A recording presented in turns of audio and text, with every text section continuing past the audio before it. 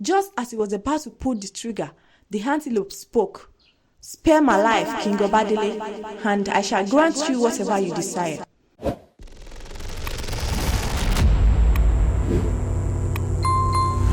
King Obadele ruled his kingdom with an iron fist. His word was law, and none dared challenge him. Yet, even with his power, he was haunted by a terrible truth. He had no heir. The elders had given him 3 years to produce a son. If he failed, they would strip him of his throne and cast him into exile. His 3 wives had all born daughters. No son had ever cried in his palace. Obadele's frustration grew each passing day. He spoke to no one about his troubles except his mother, Efunshetan. She was a powerful woman, her words sharp and her influence strong. It was said she had dealings with dark powers, but Obadele dismissed such rumors. She was his mother, his only trusted confidant. One evening, Obadele stormed into her chamber. "Mother, I have tried everything. The elders grow restless. They whisper about replacing me." Efunshetan smiled coldly. "Do not worry, my son. The gods will favor you." "I have waited long enough. I must have a son. I cannot lose my throne." Efunshetan's eyes glinted. "Then perhaps you should search beyond the palace. Sometimes what you seek lies where you least expect."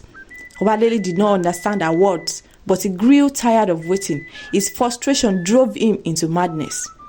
One day, Obadele went hunting in the dense forest, hoping the wilderness would calm his restless mind. He moved carefully, his local gun gripped tightly in his hand. Then he saw it, an antelope, graceful and swift. His eyes narrowed and he aimed it. Just as he was about to pull the trigger, the antelope spoke. "Spare my life, King Obadele, and I shall grant you whatever you desire." He froze, his heart pounding. An animal speaking? His hands trembled, but curiosity outweighed his fear. "What are you?" he asked. "I am more than what you see," the antelope replied. "Spare me, and your deepest desire will be fulfilled." Obadele lowered his weapon. "And here is my deepest desire. Can you help me with that?" Yes, the antelope whispered and transformed into a beautiful woman. "I can give you what you seek." Suspicion clouded his mind. "And what must I do?" "Marry me, and I will carry your son," she said, her voice gentle. Obadele's brows furrowed. "You ask for marriage? A strange request from a mere beast." "A beast that can grant your desires," she replied. "Marry me, and your kingdom will know joy." Desperation made him reckless. "Then it shall be so."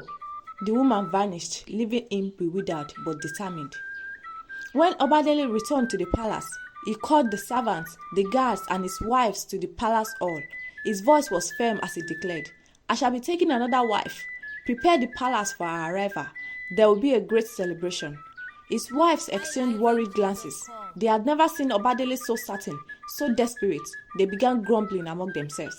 The marriage preparations began, and the palace was decorated with flowers, music, and the finest foods. The announcement stirred whispers of jealousy and resentment. Soon, Adesewa arrived at the palace, escorted by the king's guards. She was breathtakingly beautiful, her skin glowing like the morning sun, her eyes holding secrets. Obadele introduced her to the palace. "This is Adesewa, my new wife." Efunshetan narrowed her eyes. "Who is this woman, my son? From where does she come?" Obadele dismissed her suspicion. "She is mine now, and she will give me the son I desire." Efunshetan's eyes remained cold and sharp. She instructed her servants to watch Adesewa closely. Meanwhile, the king's 3 older wives, Habena, Hamina, and Isioma, were overcome with jealousy. They whispered among themselves, "A new wife? What makes her so special?" Habena scoffed. "She will only feel like the rest of us." Hamina sneered, "Giving birth to daughters and nothing more." Isioma's voice was laced with envy. "She is nothing but a passing distraction. Her beauty will fade and the king's interest will drift." But as months passed by, news spread that Adesewa was pregnant. The palace was thrown into turmoil. Efunshetan's suspicion deepened. She tried to sow discord between the king and Adesewa, but the king's obsession with having a son blinded him. The 3 other wives conspired in secret. They tried to poison Adesewa's food, but Adesewa was no ordinary woman. They sent servants to place charms around her chamber, but Adesewa remained untouched. She will give birth to a girl, Amina whispered one night, like the rest of us, and then the king will lose interest in her. But fear grew in their hearts, for something about Adesewa seemed untouchable. Their schemes failed, and still Adesewa remained unarmed. The tension within the palace grew unbearable. The king's mother, Efusheton, confronted Adesewa openly. "You do not belong here. There's something disturbing about you." Adesewa met her glare with calm eyes. "I belong wherever the king desires. I will give him what he seeks." Efusheton's rage grew, but she kept her plans hidden, and Adesewa's pregnancy continued. One night, as Obadele sat with Adesewa in the privacy of her chambers, his voice grew desperate.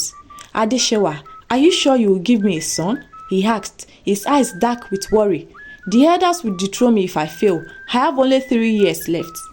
Adesewa reached out, placing her delicate hand on his. "Trust me, Obadele, even if it remains just a single day, you will have an heir." He studied her face, searching for any hint of deceit. "But how can I be certain? What if the gods have forsaken me?" "The gods have not abandoned you," she said calmly, "but you must fulfill your promises. You must never lose your temper to the point of calling me an animal, no matter what happens." Obadele hesitated, then nodded. "I swear, Adesewa, I will never call you an animal. I will honor my promise." Adesewa's gaze remained steady. "Then all will be well." The king's heart swayed between fear and hope, but her words suited him. Yet he did not know that the true test of his patience and trust was yet to come. Obadele paced his chamber restlessly as the days passed. The weight of his promise to Adesewa lingered in his mind, but his heart was still filled with uncertainty. The pressure from the elders, his mother's disdain, and the envy of his wives weighed heavily on him. But Adesewa remained calm. Her presence a steadying force in his life. She did not show fear, nor did she waver in her confidence that the child she carried would be a son. As her belly grew, so did the tension in the palace. The whispers of the other wives became more frequent, and their jealousy grew with each passing day. One evening, as the sun dipped low behind the palace walls, a messenger arrived with news that sent a shiver through the king. "The elders have gathered. They wish to see you, my king," the messenger said. Obadele's heart sank. The elders, who held his fate in their hands, were growing restless. Their leader, Baale Akintunde, was known for his sharp tongue and unforgiving nature. Alongside him were others, Chief Ogundele, Balogun Afolabi, and Alagba Onipede. When Obadele entered the council room, their faces were grim. "Obadele," Baale Akintunde began, his voice stern. "The gods have given you 3 years to produce a son. Already, nearly a year has passed and we see no heir.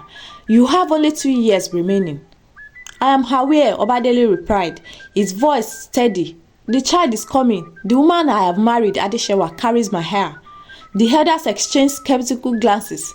Chief Ogundele folded his arms. "We have heard promises before. You speak with certainty, but certainty has not brought you a son."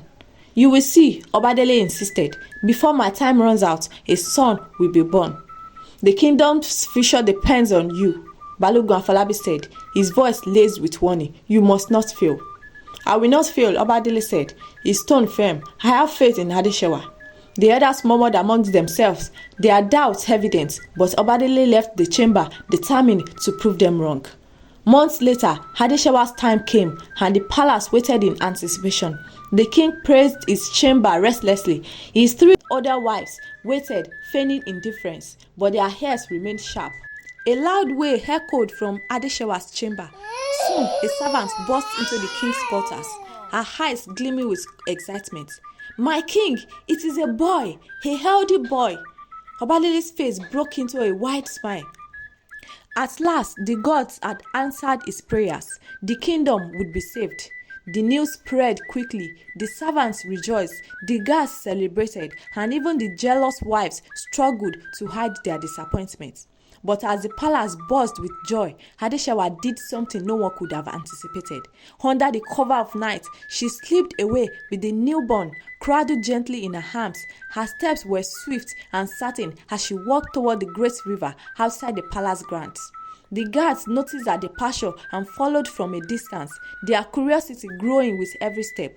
Without hesitation, Adesewa approached the riverbank, and before anyone could stop her, she threw the baby into the rushing river. A cry of horror escaped from the watching guards. They rushed to the palace to inform the king of the terrible act. Obadele's rage was unlike anything the palace had ever seen. His voice roared like thunder as he stormed into Adesewa's chamber, his eyes wide and bloodshot. "What have you done?" he bellowed, grabbing her arms roughly. "You threw my son into the river. You destroyed everything." Adesewa remained calm, her eyes filled with a sorrowful resolve. "I'm sorry, my king," she started crying. "Sorry?" Obadele's voice cracked with fury. "You are mad. You have betrayed me. After all my sacrifices, you would throw my only son away?" Tears glistened in Adesewa's eyes, but her voice was steady. "Give me another chance, please, my king. I shall give you another heir." Obadele's hand trembled, his breath coming in harsh, ragged bursts. Everything in him screamed to cast her away, to end her life for such a monstrous act. But something about her voice, her gaze, made him pause. "If you fail me again, I will have you executed," he said, his words slow and deliberate. "I will not fail you," Adesewa whispered. "I will give you another son." Obadele released her roughly, turning his back in disgust. "If you lie to me again, I will show no mercy." He stormed out of her chamber, his rage seeming but curiosity piqued. What was this woman's true intention? Why did she seem so certain, despite her unforgivable acts? As the days passed, whispers filled the palace. The elders grew restless, the wives grew bitter, and Obadele's trust in Adesewa hung by a thread. But against all reason, he allowed her to remain. Months later, Adesewa became pregnant again. The palace was filled with both anticipation and suspicion. Everyone wondered if this child would be the heir that Obadele so desperately needed. Finally, the day came. Adesewa gave birth to another son. The palace erupted in celebration, and the people rejoiced. Servants danced, guards cheered, and the air was thick with joy. Even Obadele's mother, Efusheto, seemed eager to celebrate. She approached Adesewa's chamber with a false smile and reached out to carry the newborn. "Let me hold my grandson," she said, her voice sickly sweet. But before anyone could react, Adesewa snatched the child away and ran from the palace like a fleeting shadow. She made her way to the palace courtyard where the sacred fire burned. Without hesitation, she threw the baby into the open flames. Cries of horror filled the palace. Servants screamed, guards stumbled in confusion, and Obadele's wrath boiled over. The king commanded that they bring her to him, his fist clenched, his eyes wide. "You are an animal," he roared. "No human would do what you have done. You have destroyed me. You have destroyed everything." The king's words struck Adesewa like a knife, her calm expression twisted with pain and fury. "You have broken your promise," she said, her voice trembling. "You have called me an animal." "Yes, I said it. You are nothing but an animal," he said. The king, still blinded by rage, told everyone present in the palace how he regretted marrying Adesewa. He recounted how he met Adesewa in the forest, how she appeared to him as an antelope and made a pact with him. His words spread like wildfire through the palace, and the people looked upon Adesewa with fear and suspicion. With a look of deep sorrow, Adesewa vanished before his eyes, her form dissolving into the air like mist. Months passed, and the deadline given to King Obadele by the elders had finally come. He had failed, no heir had remained in his palace, and the kingdom prepared for his dethronement.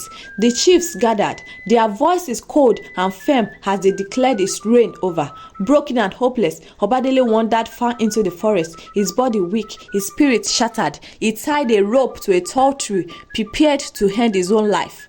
"Do not waste your life, Obadele." He turned and saw Adesewa standing before him, her gaze both stern and compassionate. "What do you want from me?" he rasped, his voice thick with anguish. "After all you have done, after you have destroyed me."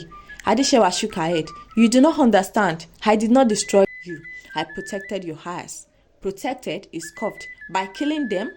"I did not kill them," Adesewa said calmly. "Your enemies would have, including your mother." Obadele's eyes widened. My mother? Yes, Adesewa said. Everyone in your palace wished harm upon your children.